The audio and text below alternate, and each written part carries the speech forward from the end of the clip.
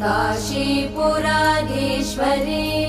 भिक्षां देहि कृपावलम्बनकरी मातान्नपूर्णेश्वरी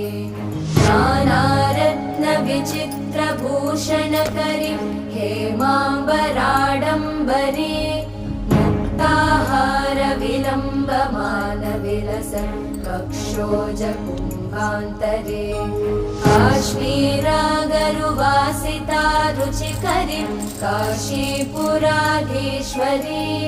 भिक्षां देहि कृपावलम्बनकरी मातान्नपूर्णेश्वरी योगानन्दकरी रिपुक्षयकरी धर्मार्थनिष्ठाकरी चन्द्राकानलभासमानलहरी त्रैलोक्यरक्षाकरी सर्वैश्वर्य